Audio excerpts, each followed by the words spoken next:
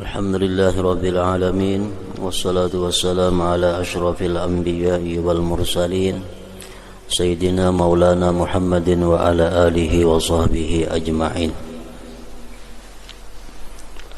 Qala al-musannif al-imam Abu Hamid al-Ghazali rahimahullah wa nafa'ana bi ulumihi fid dharain amin.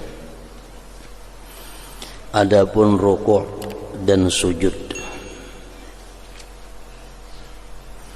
maka sayogianya semestinya untuk kamu perbaharui ketika itu akan mengingat kebesaran Allah yang Maha Suci. Di waktu kita hendak ruku' atau kita hendak sujud, di situ kita disuruh untuk memperbaharui mengingat kebesaran Allah Subhanahu wa taala. Karena rukuk berbungkuk badan dan sujud itu adalah tanda daripada orang yang mengagungkan Allah Subhanahu wa taala.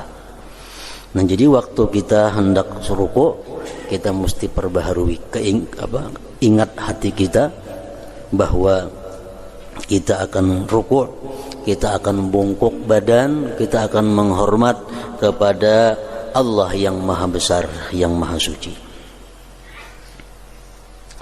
Dan kamu angkat kedua tanganmu dengan mohon perlindungan, dengan ampunan Allah Azza wa Jal dari siksanya, dengan memperbaharui niat dan mengikuti sunnah Nabi Sallallahu Alaihi Wasallam. Jadi waktu hendak ruku', di situ kita disuruh mengangkat tangan sekaligus mengucap takbir Allahu Akbar.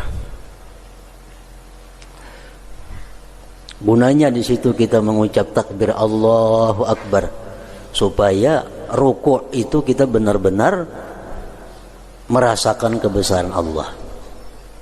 Jangan ada dalam hati kita sedikit pun sesuatu selain Allah di dalam rukuk dan sujud itu. Oleh karena itu kita disuruh Allahu Akbar, Allah Maha Besar. Ruku'. Nah, dalam ruku' kada ada ingatan lagi. Kenapa? Karena sudah meyakini bahwa yang Maha Besar itu adalah Allah Subhanahu wa taala. Itu mestinya kelakuan ruku' orang yang sembahyang khusyuk tadi.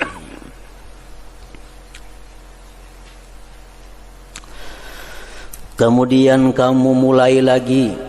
Di waktu rukuk itu kita mulai dengan menghinakan dan merendahkan diri kepadanya dengan rukukmu itu. Bila kita ingat bahwa Allah yang maha besar, Allah yang maha suci, di situ kita ingat bahwa kita adalah maha hina dan maha rendah.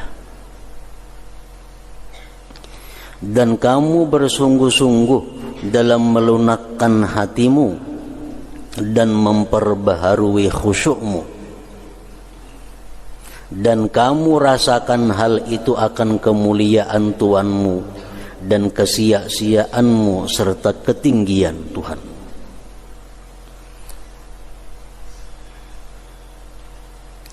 Untuk menetapkan hal itu di dalam hatimu, supaya dalam hati ini kita bisa tetap bahwa kita ini tidak ada apa-apanya, yang ada hanya Allah yang maha besar.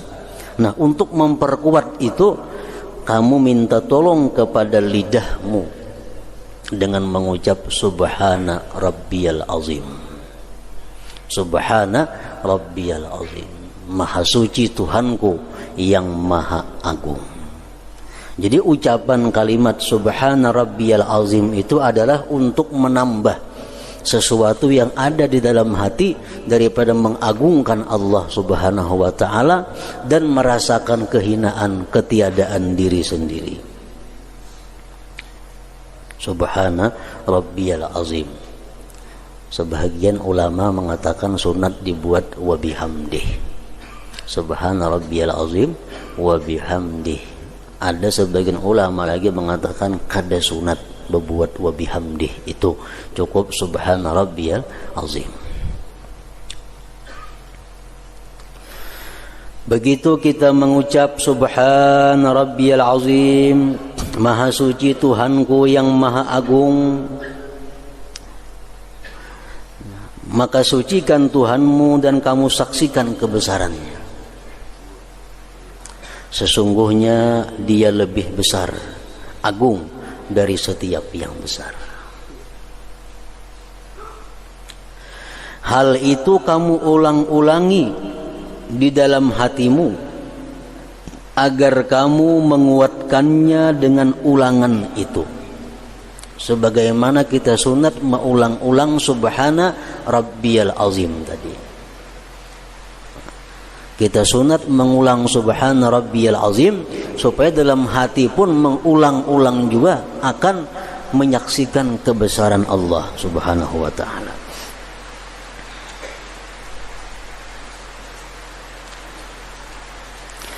Kemudian kamu bangkit dari ruku'. Kemudian kamu bangkit dari ruku'mu dengan mengharap bahwa Dia itu sayang kepadamu. Dan dengan menguatkan harapan itu di dalam dirimu dengan ucapanmu Sami'allahu liman hamidah.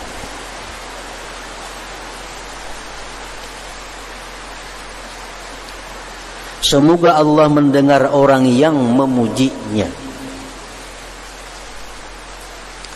Jadi waktu kita mengucap Sami'allahu liman hamidah, kita sudah paham artinya bahwa Allah mendengar orang yang memujinya. Dalam hati kita di situ ada berharap bahwa kita ini disayangi oleh Allah. Nah, waktu mengucap Sami'allahu liman hamidah, dalam hati ada harapan bahwa aku ini disayang oleh Allah.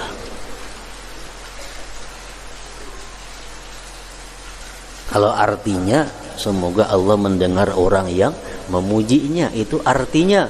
Tapi kalau rasanya minta supaya disayang oleh Allah. Yakni Dia memperkenankan orang yang bersyukur kepadanya. Kemudian kamu iringi syukur yang menghendaki penambahan itu dengan kamu baca Rabbana lakal hamdu. Ada riwayat yang menyebut Rabbana walakal hamdu. Boleh kedua-duanya. Rabbana atau Rabbana lakal hamdu atau Rabbana walakal, berbuat waw, kada jadi masalah. Artinya, wahai Tuhan kami, bagimulah segala pujian. Dan kamu perbanyak pujian itu dengan ucapanmu mil as-samawati wa mil al-ard. Artinya sepenuh langit dan sepenuh bumi. Bagi Engkau, hai Tuhan kami, segala puji sepenuh langit dan sepenuh bumi. Kemudian kamu turun untuk sujud, dan itu adalah paling tinggi tingkat kehinaan. Sujud itu adalah paling tinggi tingkat kehinaan kita, di mana kamu tempatkan semulia-mulia anggota badanmu, yaitu muka, pada sehina-hina sesuatu, yaitu tanah. Dengan sujud kita kembali kepada asal muasal kita, yaitu tanah.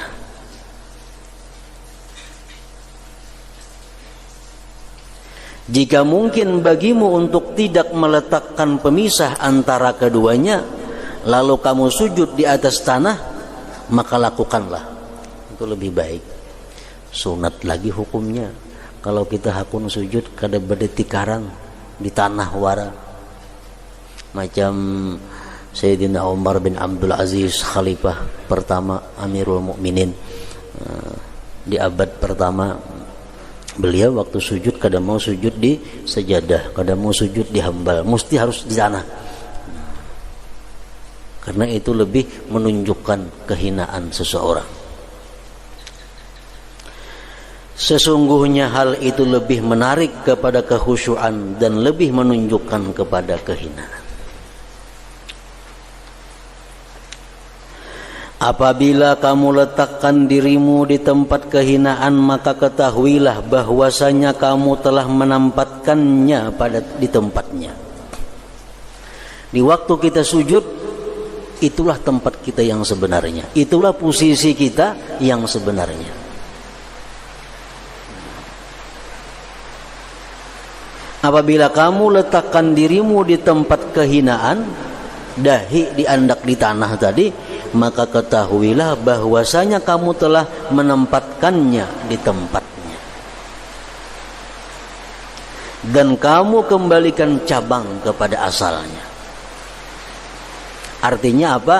Kalau diri kita ini kaya, kalau diri kita ini mulia, kalau diri kita ini berilmu, itu hanya cabang, itu hanya mendatang.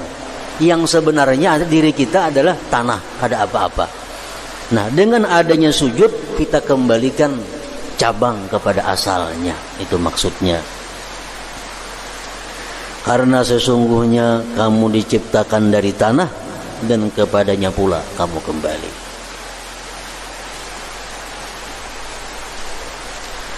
Ketika itu, ketika sujud, perbaharuilah di dalam hatimu akan kebesaran keagungan Allah. Dan katakanlah subhana rabbiyal a'la. Artinya maha suci Tuhanku yang maha tinggi. Ada lagi pendapat ulama fikih mengatakan sunat ditambah wa bihamdi. Subhana rabbiyal a'la wa bihamdi. Ada mengatakan kada sunat, cukup subhana rabbiyal a'la. Kada jadi masalah itu. Maha suci Tuhanku yang maha tinggi. Makanya ada istilah orang yang sering kali sujud, dia akan ditinggikan Allah Subhanahu wa taala derajatnya, baik di dunia apalagi di akhirat. Karena bacaan sujud itu apa? Subhana rabbiyal a'la. Maha suci Tuhanku yang maha tinggi. Dia banyak sujud kepada Allah, Allah tinggikan derajatnya di dunia dan di akhirat.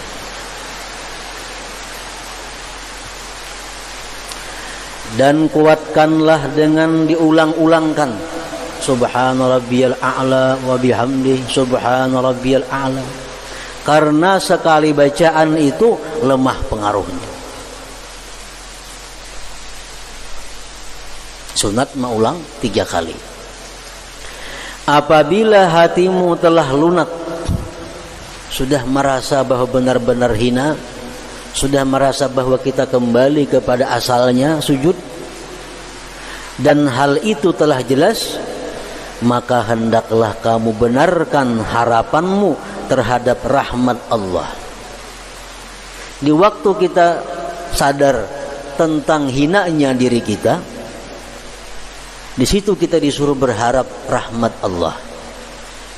Karena sesungguhnya rahmatnya Allah itu bersegera kepada kelemahan dan kehinaan. Allah kadang akan mengabulkan, kadang akan memberikan rahmat kepada kita kalau dalam hati kita sedikit pun ada mengandung kesombongan. Allah kadang akan memberikan rahmat kepada kita kalau dalam hati kita ada merasa kesucian. Allah akan mendatangkan rahmat kepada kita di waktu kita merasa bahwa diri kita ini hina, diri kita penuh dengan dosa. Nah, di saat itu Allah akan memberikan rahmatnya. Allah akan melapangkan kesusahannya. Karena sesungguhnya rahmatnya itu bersegera kepada kelemahan dan kehinaan. Kita ingat kisah Nabiullah Yunus alaihissalam. Nabiullah Yunus seorang nabi. Nabi, arti nabi itu jelas sudah maksum minaz dzunub, terpelihara daripada dosa. Nabi kada mau berdosa. Nah, begitu Nabi Yunus dalam kesusahan, dalam kesengsaraan, di dalam laut, di dalam iwak lagi,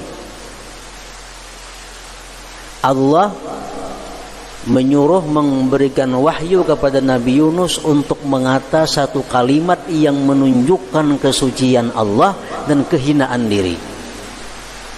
La ilaha illa anta subhanaka inni kuntu minaz zalimin. Itu kalimat wahyu dari Allah kepada Nabi Yunus untuk dibaca. La ilaha illa anta, tidak ada Tuhan selain engkau. Subhanaka, maha suci engkau. Inni kuntu minaz zalimin, sesungguhnya aku adalah tergolong orang-orang yang aniaya, orang-orang yang zalim. Di situ Nabi Yunus diperintahkan Allah untuk mengakui kehinaan diri. Orang zalim itu hina. Makanya kalau ada kita merasa diri kita ini zalim, baik itu. Kalau kita merasa diri kita ini wala itu ngarannya. Nah, merasa suci, ada mau. Allah menyuruh Nabi Yunus untuk merasakan bahwa diri Nabi Yunus itu zalim.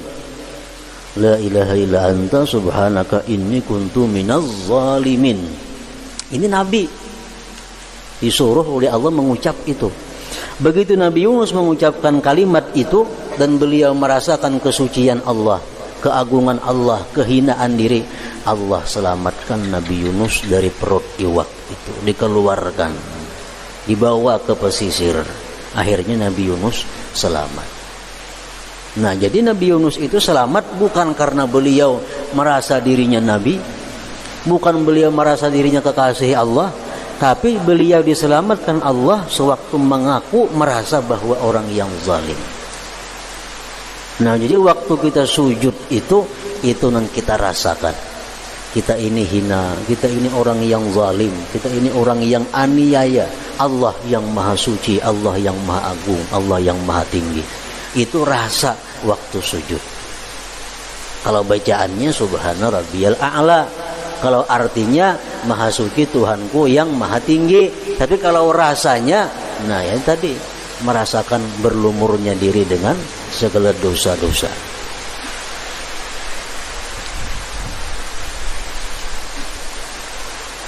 Di dalam kitab Al-Hikam, di situ disebutkan bahwa doa itu sangat baik apabila sebelum berdoa itu kita bertawassul dengan kepakiran kita. Dengan kepakiran kita. Allahumma inni as'aluka bifakri ilaika. Ya Allah, aku minta kepada Engkau dengan kepakiranku kepada Engkau. Nah, berarti kita mengaku bahwa kita ini fakir. Kita mengaku diri kita ini berhajat kepada Allah. Allahumma inni as'aluka bifakri ilaika. Ya Allah, aku minta kepada Engkau dengan kepakiran yang ada padaku. Paling baik bertawassul menurut pengarang hikam itu adalah bertawassul dengan kepakiran diri.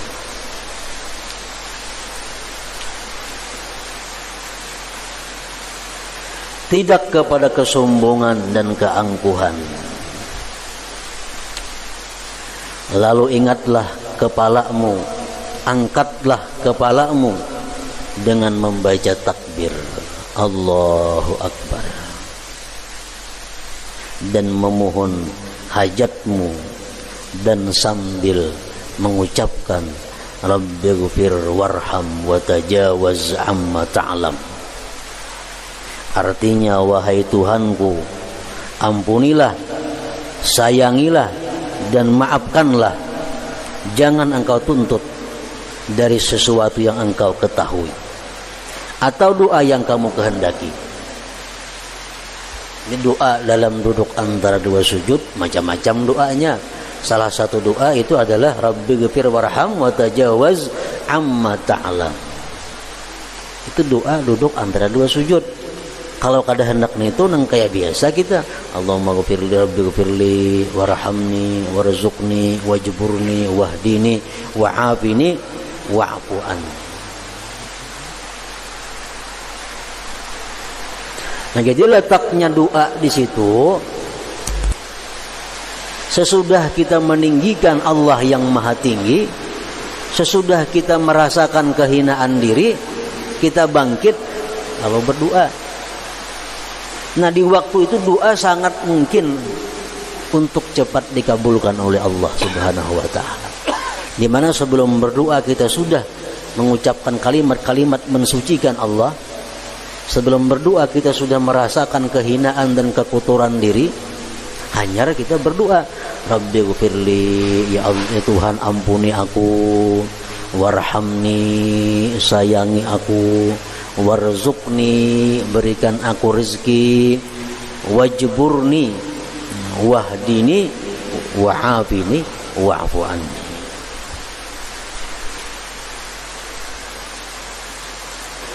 Kemudian kuatkanlah perendahan diri itu dengan mengulangi, maka kembalilah ke sujud yang kedua kali seperti yang demikian itu juga. Nah, sujud yang kedua sama dengan sujud yang pertama. Kita mensucikan Allah yang maha tinggi, kita merasakan kehinaan diri kita.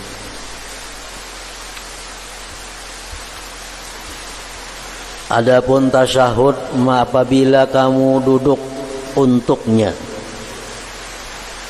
maka duduklah dengan beradab.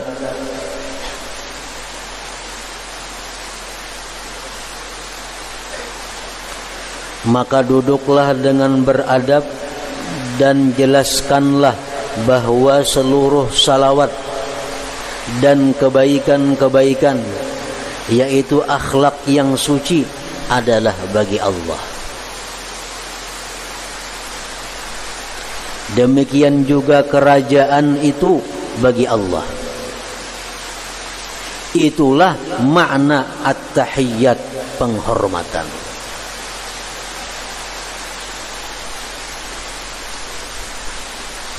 Kita baca at-tahiyyatul mubarakatus salawatut tayyibatu lillah. At-tahiyyatu, segala penghormatan, segala macam sifat-sifat kerajaan, lillah. At-tahiyyatu, segala macam penghormatan, segala macam sifat-sifat kerajaan, al-mubarakatu, yang penuh berkah, yang penuh dengan kebaikan. As-salawatut tayyibatu, sembahyang-sembahyang. At-tayyibatu, kalimat-kalimat yang indah, kalimat-kalimat yang suci. Lillah, itu hanya milik Allah, itu hanya bagi Allah. Nah, itu yang sempurna. Amunnya dibacanya at-tahiyyatu lillah, boleh aja juga. Anak ringkas misalnya at-tahiyyatu lillah, boleh. Gimana yang bagus? Ya tadi at-tahiyyatul mubarakatus salawatut tayyibatu lillah.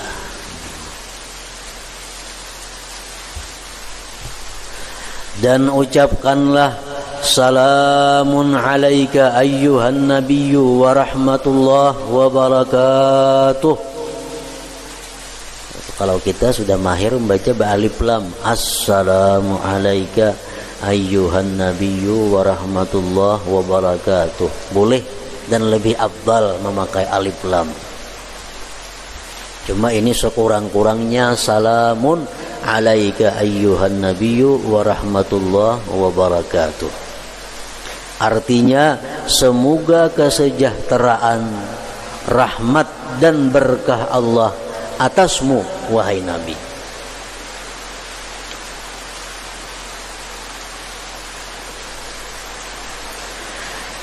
Dan benarkanlah cita-citamu bahwasanya salam itu sampai kepada beliau. Waktu kita mengucap assalamu alaika ayyuhan nabiyyu wa rahmatullah wa barakatuh, kita dalam hati meyakini bahwa yang kita ucapkan itu sampai dan didengar oleh Rasulullah. Karena kalimatnya assalamu alaika, atas engkau, berarti mendengar orangnya, bukan atasnya. Jika assalamu alaihi, nah salam atasnya, itu bisa kadang mendengar, bisa jauh. Tapi kalimat adalah assalamu alaika, artinya kesejahteraan, rahmat dan berkah atasmu wahai Nabi. Jadi begitu kita mengucap itu, kita mesti meyakini di dalam hati, kita merasakan dalam hati kita bahwa beliau mendengar ucapan kita itu. Ucapan kita sampai kepada beliau. Nah, itu perasaan dalam hati. Jadi dalam sembahyang setiap kali bacaan itu ada bacaan yang kita baca, ada pemahaman yang kita pahami, ada perasaan yang kita rasakan. Jadi khusyuk itu mesti kumpulan daripada yang tiga. Bacaannya kita baca, pahamannya kita pahami, rasanya kita rasakan.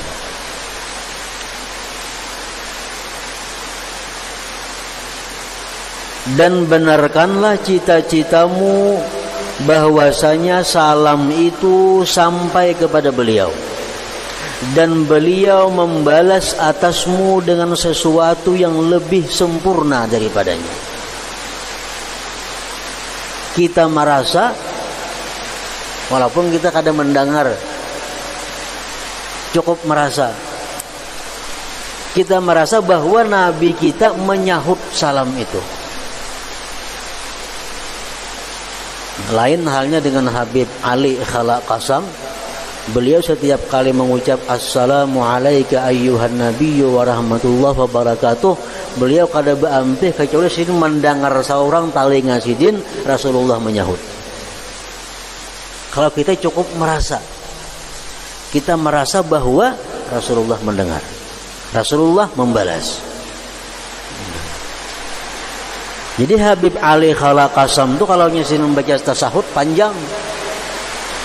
Bila kada sin mendengar sahutan Nabi hanya sampai assalamu alayka ayyuhan nabiyyu wa rahmatullahi wa barakatuh. Assalamu alayka ayyuhan nabiyyu wa rahmatullahi wa barakatuh. Diulang-ulang sampai karena sin mendengar seorang bahwa Rasulullah menjawab, hanya berpindah kepada selanjutnya.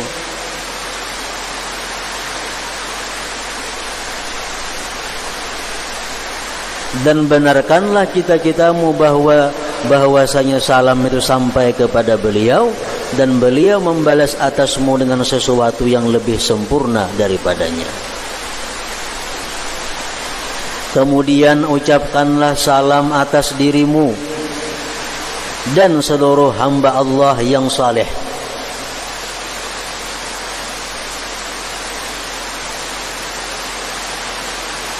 Kemudian cita-citakanlah bahwasanya Allah yang Maha Suci membalasmu dengan salam yang sempurna dengan sejumlah hamba-hamba Allah yang saleh.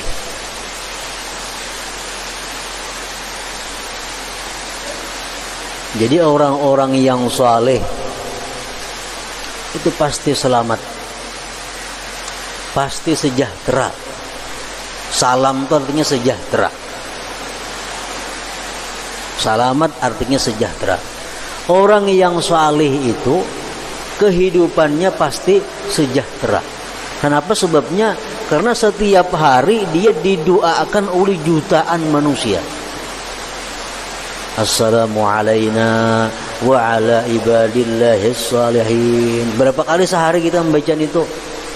Assalamu alayna wa ala ibadillahis salihin. Assalamu alayna wa ala ibadillah salihin.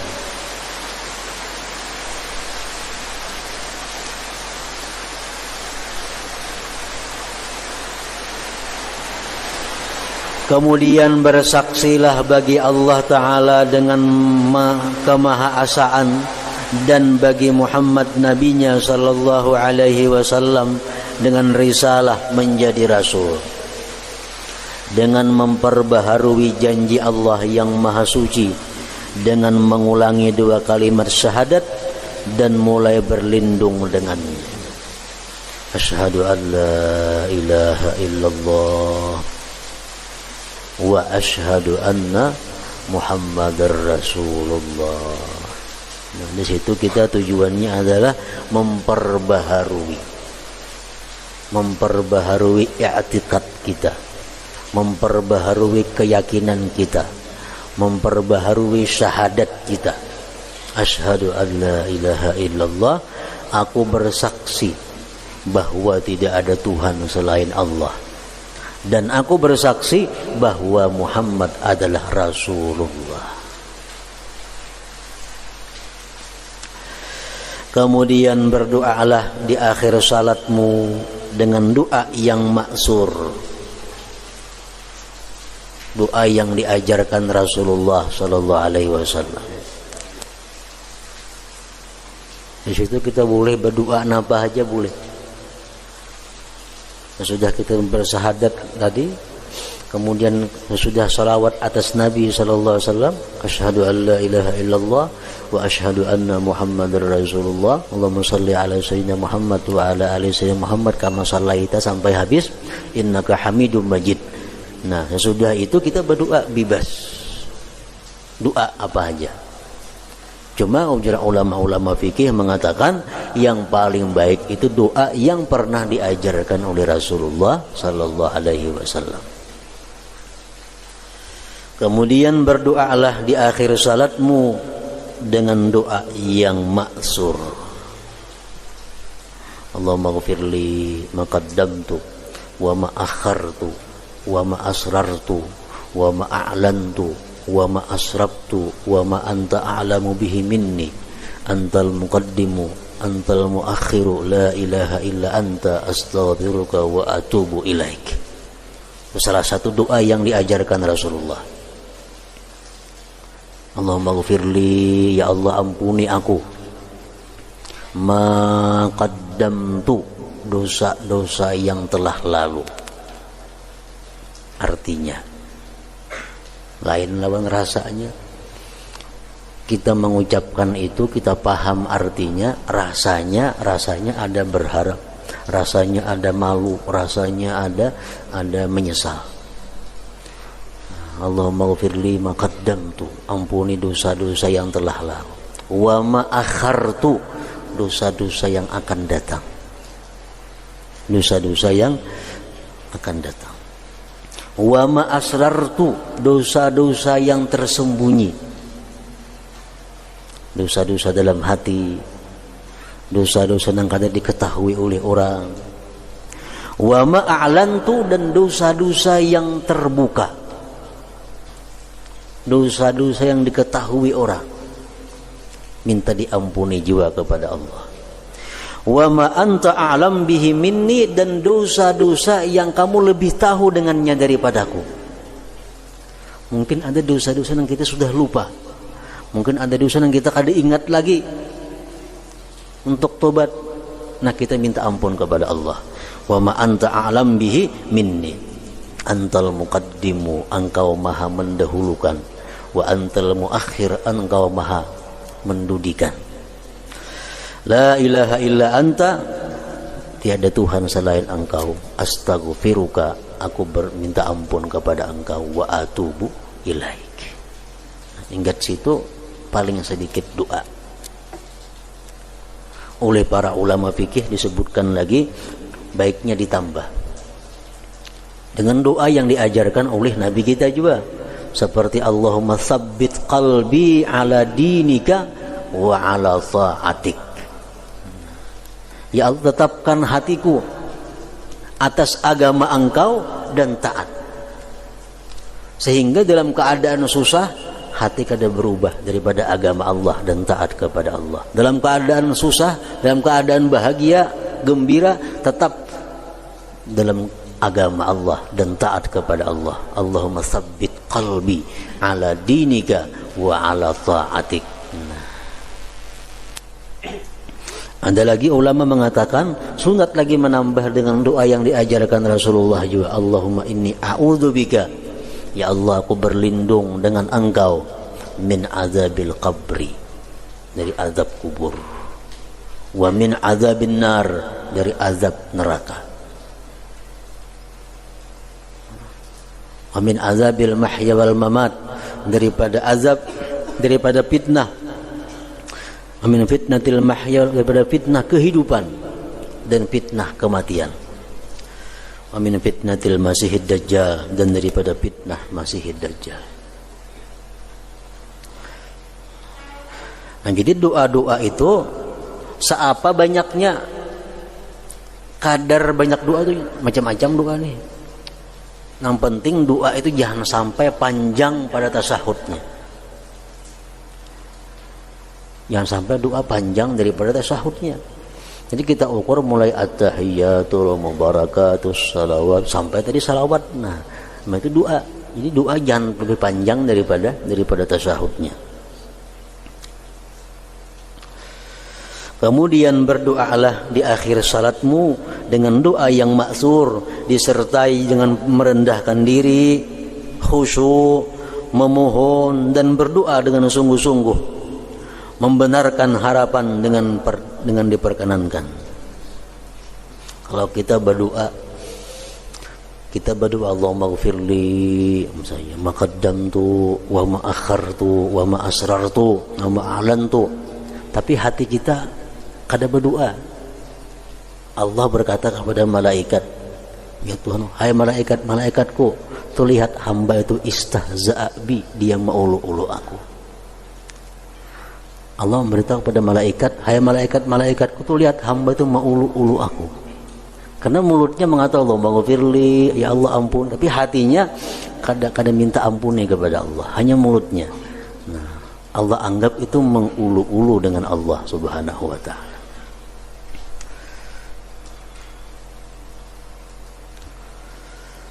Nah, jadi mesti membaca doa tadi paham yang dimaksud, ditambah paham ada rasa lagi rendah diri, rasa khusyuk, mohon dan berdoa dengan sungguh-sungguh, membenarkan harapan dengan diperkenankan, dikabulkan. Sertakanlah dalam doamu akan kedua orang tuamu dan seluruh kaum mukminin. Nah, ini hanya dalam kitab Ihya yang kita temui. Dalam kitab lain belum ada ditemui. Dalam Fathul Qarib, dalam Fathul Mu'in, nah, dalam Parukunan adalah terbuat mendoakan ibu bapak di situ. Nah, Imam Ghazali mengatakan hendaknya sebelum salam sembahyang itu doakan juga kedua orang tua. Misalnya kita tuntung membaca doa tadi, kita akhiri dengan waf'al kadzalik biwalidayya wal muslimin. Waf'al kadzalik biwalidayya wal muslimin. Ya Allah, perbuatlah seperti yang demikian hamba minta tadi dengan kedua orang tuaku dan kaum muslimin. Nah, itu mestinya dibuat itu. Sertakanlah dalam doamu akan kedua orang tuamu dan seluruh kaum mukminin.